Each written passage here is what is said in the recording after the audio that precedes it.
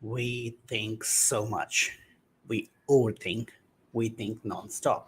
Just before this podcast started, I was thinking, should I play music beforehand? Should I do a countdown?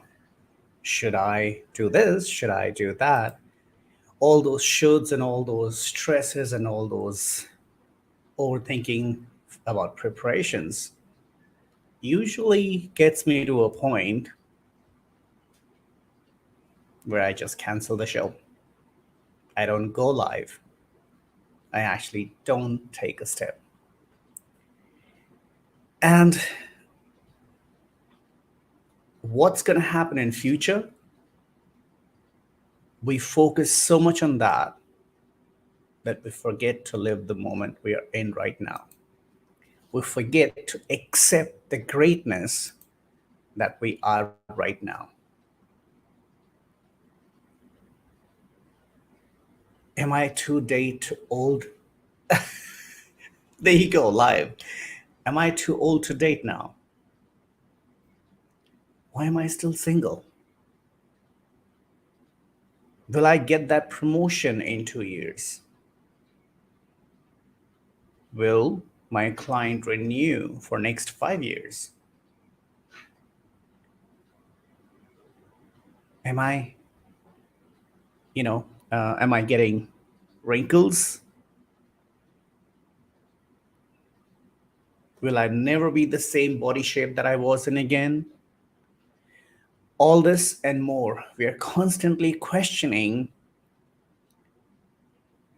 what we will not be good about, what we will not be good at, what's missing in us, what we need to fix, what we need to change, what we need to, what's happening in our life that's not good enough, and we forget to focus on what's right now great about us,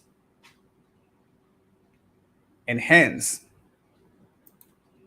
I titled today's live as Accept the Greatness That You Are Now. I know this firsthand. Overthinking is such a bloody, it's such a conundrum that I may have a great idea. I may have something useful to say. I may be good at something, but I overthink so much. What if that went wrong? What if they didn't like what I had to say? What if nobody was there to listen to me? So many what ifs and so many ways I do the negative self talk that I give up. I don't follow up on the idea that I thought was great, that I thought something that I could talk about,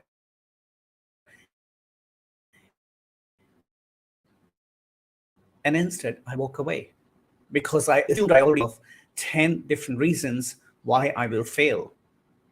I constantly reminded myself what is not good about me, what's not great about me, why I am not good enough, why I should stop even trying. So, do you feel you're not good enough? Do you feel like do you do you hold yourself back? Do you stop yourself because you're thinking that somebody else will not be satisfied, will not find you good enough, or not find your thoughts, what you have to say, the work you're doing not good enough, that you need to stop yourself, that you need to take their permission, that you need to be validated by them in order to feel good enough, in order to go ahead with your plans, in order to go ahead with what's important to you. So let's talk about that. And if you're watching me first time or listening, whichever way you're tuned in, I'm Sebastian One. I'm the Almost Naked CEO and Intention Strategist. I'm here because I care and because I give a damn. I give a damn about everything that we think about, what we hold back, we don't say it because maybe it's not the right thing to say. Leave politics and everything aside, but there's so much political correctness going on in the world. But there is a place where this political correctness is going on the most, and in the worst possible shape and form. That is here in your own brain. I've done this to myself. I still do. That is why I call this, broadcast Unlearn to Rebuild, because the patterns, the social construct, the upbringing that we've had, no matter, even if we've been raised in a great family, the society around us, the countries around us, the politics, the news, everything is building us, is shaping us to be compliant, to not question, to just follow a template, whether or not that's the right template for me. And we censor ourselves. We politically correct ourselves so many times in so many things for the very basic things. We think about everybody out there who's not even thinking about us. That if something we said, is it going to upset them? Are they going to like it? Will they think it's smart enough? Will they think it's intelligent enough? Will they think it's stupid? So even before you start, you're already criticizing yourself so much. There is such a heavy self censorship going on that whatever is in your mind, the pure thought, the unfiltered thought that you had, is polluted, is suppressed, is silenced, because now all you're thinking is, but what if what I say isn't the best thing to say? What if it is not something people will appreciate? I'm not saying go out there and be abusive and spread false theories and make stupid claims. No, I'm saying we have so much to give. There's so much within us. There's so much greatness that we carry. There's so much knowledge and wisdom that life gives us, that we hold back because we're already censoring ourselves, trying to pacify and satisfy everybody who is not even paying attention to us. There's something that comes to my mind. Who is paying attention to us? Who should I care about? Who should I worry about not offending, not hurting? Right now, as I'm broadcasting this, is everybody watching?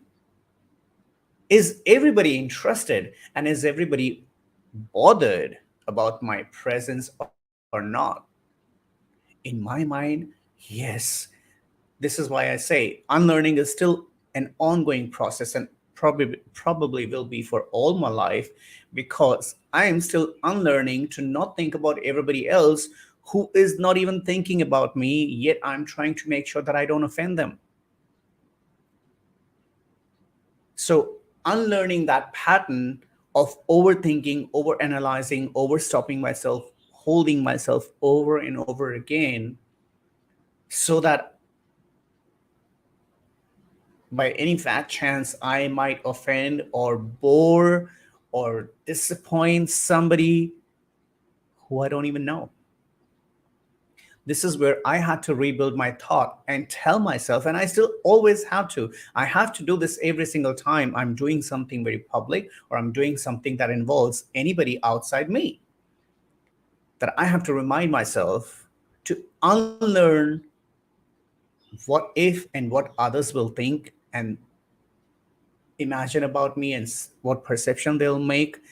One of my really good friends, Joanna Robon, says, what other people think about me is none of my business. I love that. It's not something we don't know, but we don't follow it. We don't pay attention to that. And I make an extra effort to remind myself what people think about me is absolutely none of my business. I cannot stop them from thinking what they're thinking about me.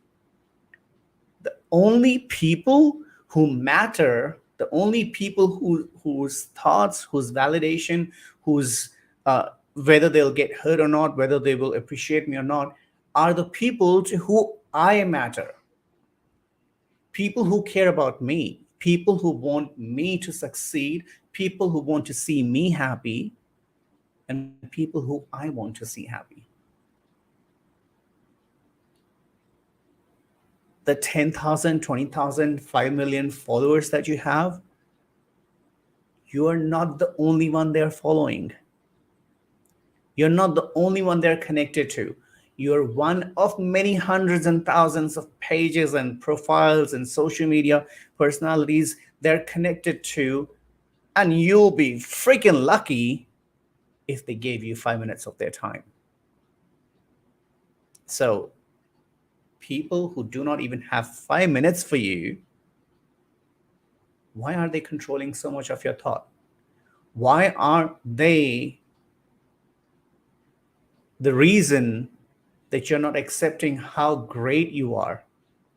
This is not about narcissism. This is not about being self-obsessed. This is about having the love for yourself, to accept yourself as you are. And instead of worrying about what's going to happen in 6 months, 3 months, 1 year, 10 years, or being sad about what has already happened, it's gone, and instead celebrating the greatness that you are now. Whether it's business, whether it's professional life, whether it's friendships, whether it's relationships, whether it's being single, what you have right now, find the greatness in that. Accept the greatness that you are right now in this moment. If I ask myself what is the greatness in me right now, is last 9 to 10 months I haven't gone live. I've helped so many clients, I've helped so many people go live every single week, broadcast so many things, produce so many podcasts, create so many websites, help with so much of branding, and do a lot of my philanthropic work, take care of my family in different parts of the world. I've done so much for others, yet in last 10 to 11 months, I haven't done enough for myself. I will correct myself in a second because that's not entirely true. But what I'm saying is,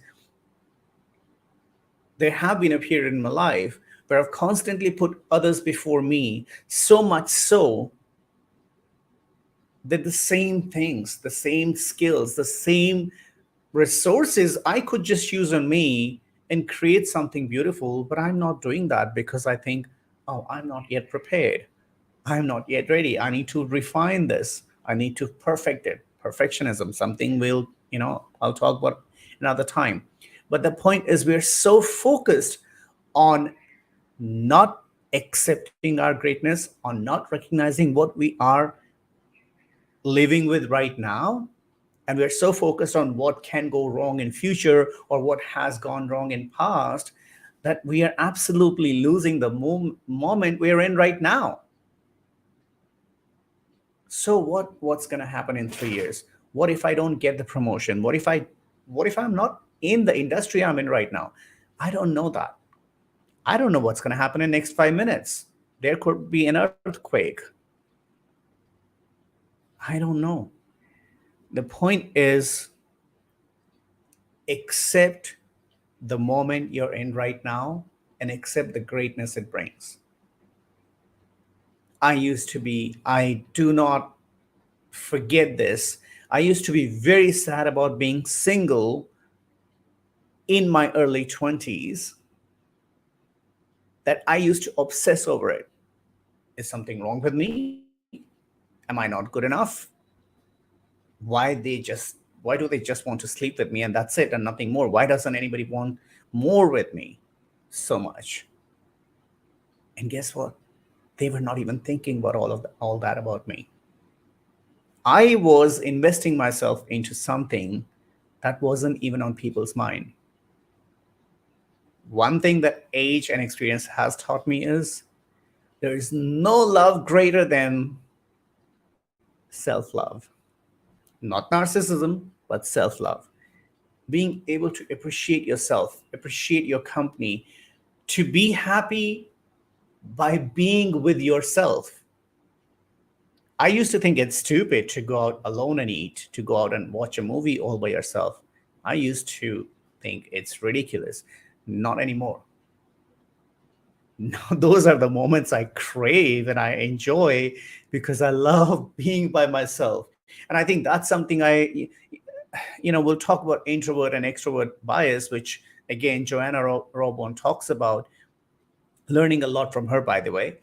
But the fact is, we are so obsessed about trying to be somebody other than who we really are, of trying to say something else than what we really mean, of trying to live a life that's not what we want, that we are absolutely ignoring the skills, the experience, the wisdom, the joy, the happiness, the humor, the silliness that we have in ourselves right now, that makes us great, that makes us unique, that makes us important and valuable to people who matter.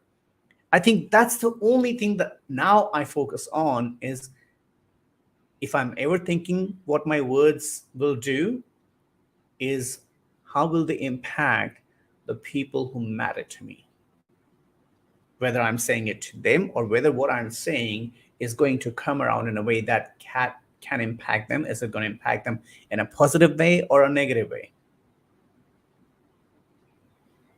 I think about what matters to me with my work, what I'm saying, what I'm giving out to the world. How is it impacting my audience? I can't control who's watching and listening. I cannot control what will they take away from what I'm saying. But yes, what matters to me is that my word is positive and valuable and adds something great to their life, not takes away, gives them something to think about that's useful for them. So, for that reason, simply, I believe accepting the greatness, accepting the awesomeness, accepting who you are right now, the situation you're in, is the biggest gift you can give yourself. Having that clarity where you stand right now, rather than being upset about where you're not, where you wanted to be, if you can just pause for a second and accept where you are right now and then operate from that. What do you want to change? What is it in this moment that you can celebrate? What is it that you're grateful for right now? What is it that's, despite maybe having a bad day, keeping you positive? What is it that can still bring a smile to your face? Who can you call, or who can you be with, or what can you do that suddenly makes you forget everything else that's going on in your life? It could be your dog, or your cat, or your parrot, for that matter. What is it that can fulfill this moment of yours with the best you have right now? What can you do from the greatness that you own, possess, and can share right now with yourself, with people around you, with people who matter? Again, the biggest thing for me is with people who matter and people to whom I matter. So that's pretty much what I'm going to leave you with today. What is holding you back? And are you ready to accept and celebrate and rejoice in the greatness that you possess right now? The greatness that you can share with the world, that you can leave behind, that you can celebrate in this moment. Feel free to message me, or you can also email me at UL2 number 2 RB at Sebastian.com. UL2RB@Sebastian.com. And I'd love to know what you think about this particular broadcast, as well as what is it that you can celebrate right now about yourself. What greatness about you is something that you can smile about, that you can be happy about, and you want to share with the world. Once again, thank you for watching. And I'm Sebastian One, the almost naked CEO, intention strategist. I'm here because I care and because I give a damn. Until next time, take care.